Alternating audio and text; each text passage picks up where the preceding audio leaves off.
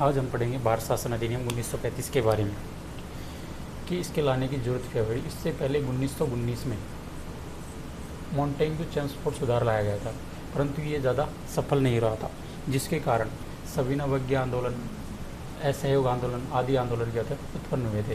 तो British government चाहती थी कि ऐसा कोई अधिनियम लाया जा सके जिससे कि कांग्रेस के अधिकांश नेता भी संतुष्ट हो जाए और भविष्य में ऐसा कोई आंदोलन नहीं पनपे। तो इसके लिए उन्होंने भारत शासन अधिनियम 1935 की स्थापित की। इसमें क्या क्या प्रावधान थे ये हम देखेंगे कि इसमें क्या क्या परिवर्तन किए गए।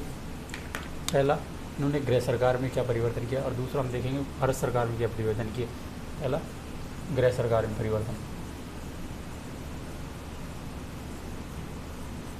गवर्नर जनरल की सहायता के लिए कौन होता था? भारत सचिव होता था, भारत सचिव होता था। और भारत सचिव की सहायता के लिए भी 15 सदस्यीय भारत परिषद होती थी। तो उन्होंने कहा कि इस भारत परिषद के इसमें समाप्त करेंगे इस भारत परिषद को। फिर भारत सचिव को सलाह कौन देगा?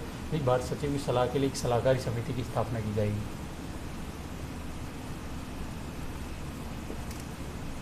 फिर ये हुई कि सलाहकार समिति की सलाह मानना भारत सचिव के लिए अनिवार्य है या नहीं। तो इसमें कहा गया कि भारत सचिव को इस सलाहकारी समिति की सलाह मानना कोई बाध्यकारी नहीं है, कि इस सलाह को मान भी सकता है और नहीं भी मान सकता। ये तो था गृह सरकार में परिवर्तन कि भारत सचिव के लिए सलाहकारी समिति का गठन किया गया और भारत परिषद की इसमें क्या गई समाप्ति की गई। ठीक है, अब देखते हैं भारत सरकार में क्या क्या परिवर्तन किए गए।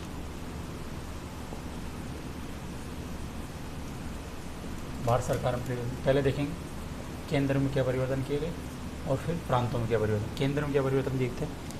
केंद्र में परिवर्तन कि ब्रिटिश प्रांत और देशी रियासत,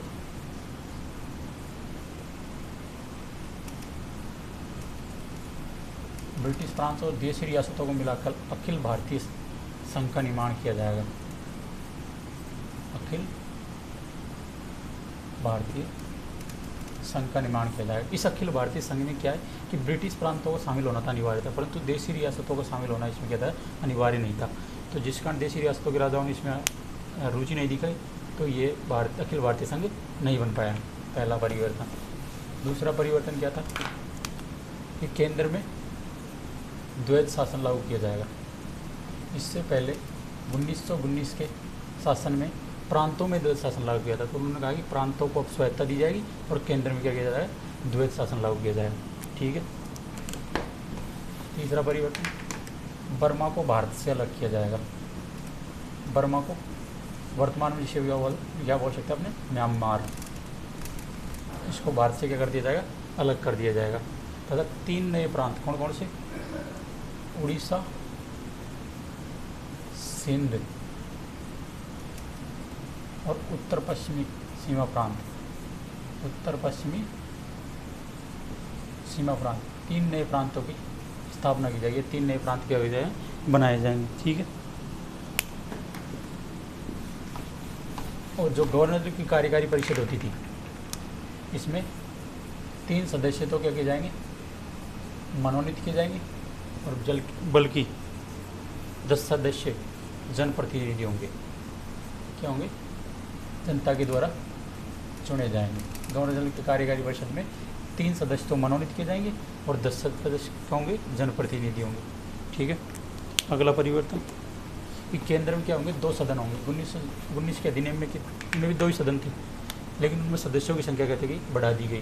पहला राज्य परिषद और दूसरा केंद्रीय विधानसभा। राज्य परिषद में 1919 अधिनियम के तहत 60 सीटें थी, बढ़ाकर कितनी कर दी गई 260। और केंद्रीय विधानसभा में 1919 अधिनियम के तहत 145 थे, इनको बढ़ाकर कितना कर दिया गया 375 कर दिया गया। अब इन 260 में से ब्रिटिश प्रांत के कितने थे और जो देशी रियासतों से कितने आते थे? देशी रियासतों से आते थे 104 और ब्रिटिश प्रांत से आते थे 156। इन 375 में 250 250 तो आते थे ब्रिटिश प्रांत से थे और बाकी के 125 देशी रियासतों से आते। ठीक है। फिर 3 सूचियाँ बनाई गई। सत्यों को पृथक्करण करते हुए कितनी सूचियाँ बनाई गई? 3 सूचियाँ। पहली केंद्रीय सूची, दूसरी समवर्ती सूची और तीसरी प्रांतीय सूची। केंद्रीय सूची को तो 59 विषय दिए गए और प्रांतीय सूची को कितने दिए गए? 54 विषय दिए गए और समवर्ती सूची को 36 विषय दिए गए। ठीक है। और जो अवशिष्ट शक्तियाँ थी वो किसको दी गई? गवर्नर जनरल को दी गई। जबकि 1919 का अधिनियम कहता था कि अवशिष्ट शक्ति किसके पास में रहेगी? केंद्र के पास में रहेगी। ये परिवर्तन किया गया कि अवशिष्ट शक्ति किसको दी गई? गवर्नर जनरल को दी गई। और गवर्नर जनरल को क्या दिया गया? वीटो का पावर दिया गया। ठीक है। और अध्यादेश जारी करने की शक्ति भी गवर्नर जनरल के पास में दी गई। किसी भी अधिनियम अध्यादेश जारी कर सकता है। ठीक है। और इसमें आरबीआई की स्थापना तथा यूपीएससी की स्थापना की बात की गई, संघ लोक सेवा आयोग। ठीक है।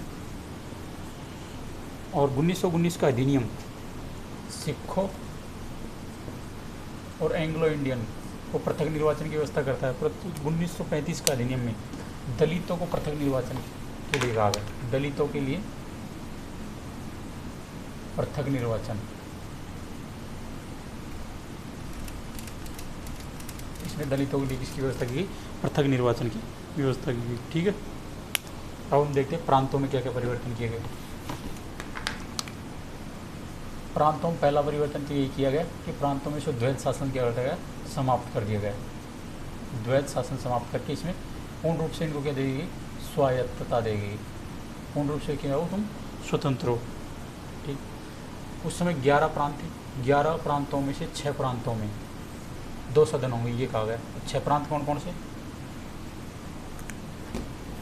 3 तो मुख्य प्रांत हैं जिनमें आते हैं बम्बई, मद्रास और बंगाल। और फिर 3 प्रांत यूपी, असम और बिहार। ये 3 प्रांत ये थे। इन प्रांतों में कितने सदन होंगे? 2-2 सदन होंगे। ठीक है। ये प्रांतों में परिवर्तन किए गए थे और केंद्र में परिवर्तन किए गए थे। इस 1935 के अधिनियम के बारे में कहा जाता है कि जवाहरलाल नेहरू ने इसे बिना इंजन और अनेक ब्रेकों वाली गाड़ी कहा था। इसे बिना इंजन और अनेक ब्रेकों वाली गाड़ी कहा था इस बार शासन अधिनियम 1935 का। इसमें लगभग इस बार शासन अधिनियम में लगभग 321 सूचियाँ 321 धारा और 10 अनुसूचियाँ थी। इसमें 10 तो अनुसूची और 321 धारा थी। ठीक है। ये था 1935 का अधिनियम, भारत शासन अधिनियम 1935। इसकी नींव साइमन कमीशन आया था 1927। साइमन कमीशन की रिपोर्ट को माना जाता है कि 1927 में जो साइमन कमीशन ने रिपोर्ट दी थी उसी के आधार पर 1935 का अधिनियम क्या होता है लिखा गया। ठीक है।